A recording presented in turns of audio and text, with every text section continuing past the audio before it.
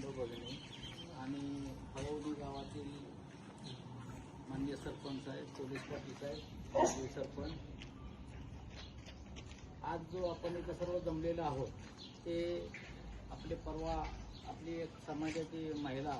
यांचं मयत झालं आणि या त्यांचं पेटाला अग्नी देताना जो काही तिथल्या एका गावातील एका व्यक्तींनी त्यांचा तिथं पेट अग्नी देऊ नका आणि त्यासाठी नकार दिला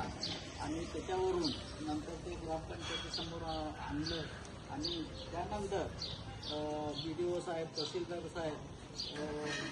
ग्रामपंचायती सरपंच साहेब यांनी थोडा समझोता करून त्या प्रेताला अग्नी दिला आहे. परंतु ही जी काही घटना घडली ती नक्कीच समाजाला काही माध्यमात आहे. ही घटना आमच्या घडलेली आहे आणि हे घडत असताना त्याच्यामध्ये आमच्या समाजाला जातीवाचक लोहारड्या म्हणजे असं बोलून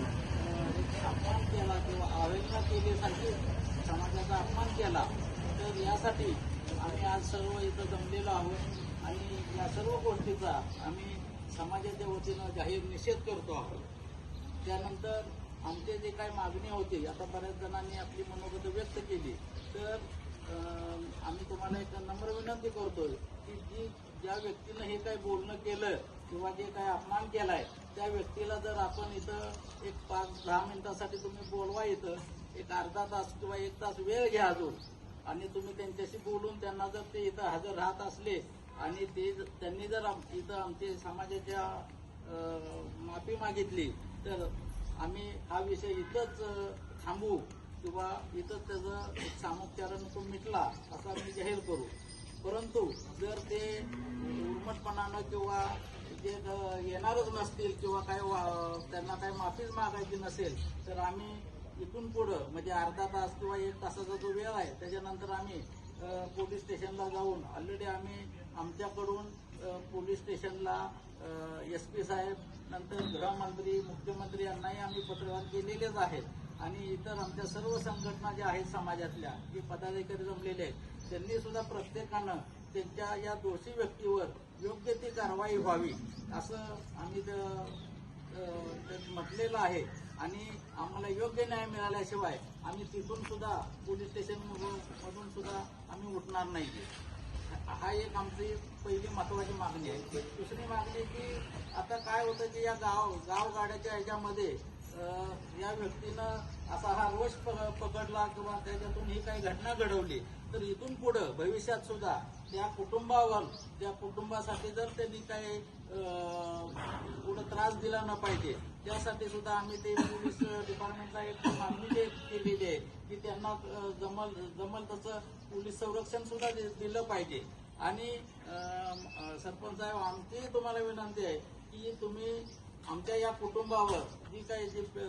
एक आघात झालेला आहे त्यांना सुद्धा आपल्या ग्रामपंचायतीकडून किंवा आपल्या सर्व सदस्याकडून येथून जी काही मदत लागेल ती मदत आपण करावी. नंतर तिसरी एक अशी मागणी आहे की आता तुम्ही काय ग्रामसभा घेतलेली आहे त्या ग्रामसभेमध्ये जो काही ठराव केलेला आहे त्या ठरावामध्ये जी काही घटना घडली त्याचा उल्लेख करावा आणि त्यामध्ये भविष्यामध्ये अशा घटना कुठल्या घडू नये. आमच्या समाजाची व्यक्ती असं नाही, आज गाववाड्यामध्ये अनेक इतर समाजी असतात त्यांच्याही कुठंतरी भविष्यात काही व्यक्तींचे मृत्यू होत असतो तर त्यांनाही असे कुठंतरी पुढं अडचण येऊ नये त्यासाठी प्रशासन आणि आपली ग्रामपंचायत यांच्यामार्फत एक तिथं स्मशानभूमी ती जागा नक्की करून ती लवकरात लवकर आपण ती बांधून घ्यावी की जेणेकरून पुढं असा कुठलाही त्रास कुठल्याही समाजाला जसा आमच्यावर अन्याय झाला किंवा आम्हाला त्रास झाला तसं भविष्यातही ती कुठल्या इतर समाजात किंवा तुमच्या गावातच ती होऊ नये. कारण आत्ताच आम्ही सरपंच साहेबांच्याकडून ऐकलं की आपलं गाव एक आदर्श गाव म्हणून तुम्ही आम्हाला सगळी माहिती दिलेली आहे. तर या आदर्श गावाच्या याच्यातून ही अशा काही घटना चुकीच्या किंवा वाईट घटना घडू नयेत तर ही एक आमची मागणी असेल. तर आमची पुन्हा एकदा विनंती आहे की आपण त्या व्यक्तीशी जर बोललात आणि जर ते इथं येत असतील तर आपण एक अर्धा तास आम्ही तुम्हाला वेळ देतो त्या ह्याच्यामध्ये तुम्ही त्याच्यावरती बोलून आम्हाला काय असेल तर तुमचा रिझल्ट सांगा, म्हणजे आम्हाला पुढची कारवाई आम्हाला करता येईल. धन्यवाद.